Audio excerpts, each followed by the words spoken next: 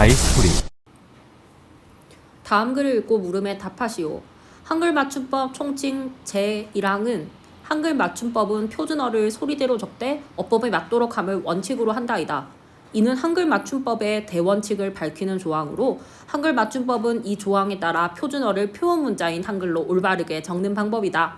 먼저 표준어를 소리대로 적는다는 원칙은 한글 맞춤법이 표준어를 대상으로 한다는 뜻이 담겨 있다. 그리고 소리대로 적는다는 것은 표준어를 적을 때 발음에 따라 적는다는 뜻이다. 이는 자음이나 모음과 같은 음소를 조합하여 다양한 말소리를 그대로 기호로 나타낼 수 있는 표현 문자인 한글의 기본 기능에 충실한 원칙이다. 이를테면 나무라고 소리나는 표준어는 니음과 아로 조합된 한음절과 미음과 우로 조합된 한음절을 그대로 나무로 적는 것이다. 그런데 표준어를 소리대로 적는다는 원칙만으로 충분하지 않은 경우가 있다. 그래서 어법에 맞도록 한다는 원칙을 제시한다. 자, 어법에 맞도록 한다는요, 형태소의 본 모양을 밝혀 적는 것을 얘기하는 겁니다. 예를 들어 체험, 빛에 대한 다양한 조사가 결합한 형태를 소리낸다는 대로 적으면 빛이 빛도 빛만 등이 된다. 하지만 이렇게 적으면 빛이라는 하나의 말이 여러 가지로 표기되어서 실제 형태소의 본 모양과 형식 형태소의 본 모양이 무엇인지 둘의 경계가 어디인지 알아보기가 어렵다. 이와 달리 실제 형태소와 형식 형태소를 구분해서 어법에 맞도록 빛이, 빛도, 빛만 등으로 적으면 의미와 기능을 나타내는 각각의 형태소의 모양이 일관되게 고정되어서 뜻을 파악하기가 쉽고 독서의 능률도 향상된다. 이렇게 체험과 조사를 구분해서 표준어를 표기하는 원칙은 한글 맞춤법 제14항에서 자세히 밝히고 있는데, 이는 용언의 어간 뒤에 어미가 결합할 때도 동일하게 적용되는 경우가 있다. 한글 맞춤법 제15항에 따르면 먹어서는 먹어소로 발음되지만 실제 형태소의 어간 먹과 형식 형태소인 어미 어서를 구별하여 적는다. 한편 한글 맞춤법에서 단어의 일부분이 줄어든 준말의 표기 방법을 따로 규정하고 있다. 한글 맞춤법 제32항에서는 어근이나 어간에서 끝음절의 모음이 줄어들고 자음만 남는 경우 자음을 앞음절의 받침으로 적는다는 것을 다루고 있다. 그 예로 어제 저녁이 줄어들어 어저녁으로 적는 경우를 들 수 있다. 여러분, 어제 저녁은요, 애가 줄어들고 남은 지읒이 아음절의 받침으로 적으면 어저녁이 되는 거겠죠. 요게 요 앞으로 가는 것입니다. 어제 저녁의 준말이 발음인 어저녁을 소리나는 대로 적으면 그 원래 뜻을 파악하기가 어렵다. 그래서 어제 저녁과의 형태적 연관성이 드러나도록 어저녁으로 표기하는 것이다. 이는 표준어를 소리나는 대로 적는다는 원칙만으로 충분하지 않은 경우 어법에 맞도록 표기한 것이라 할 수 있다. 윗글을 이해한 내용으로 적절하지 않은 것은 정답은 바로 1번이었습니다. 부억은 각 음절의 소리나는 대로 표기한 경우이다. 소리나는 대로 표기할 경우에 부억, 기역이라고 표기를 해야 되겠죠. 그래서 틀렸습니다. 선지 2번 살펴보도록 하겠습니다.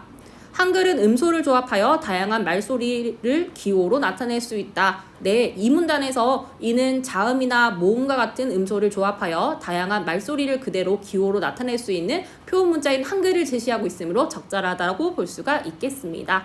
선지 3번입니다. 모이는 미음과 오로 조합된 한음절과 이로 된 한음절을 소리나는 대로 적은 것이다. 맞는 선지가 되겠습니다. 모이는 자음 미음과 모음 오로 조합된 한음절 모와 이로 된 한음절 이를 소리나는 대로 적은 것이므로 적절하겠죠? 맞는 선지입니다. 선지 4번 보겠습니다. 웃으면은 실질 형태소와 형식 형태소의 경계가 드러나도록 어법에 맞게 표기한 경우이다 라고 되어 있죠.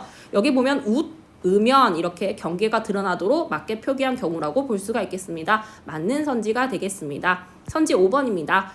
갈비땅을 식혀 먹었다와 갈비땅을 식혀 먹었다는 소리나는 대로 적으며 의미의 구별이 어려운 경우가 생길 수가 있다. 그렇습니다. 뜨거운 것을 식혀 먹는 경우에도 발음이 식혀이므로 어려운 경우가 생길 수가 있겠죠. 맞는 선지가 되겠습니다. 적절하지 않은 것은요, 정답은 선지 1번이었습니다.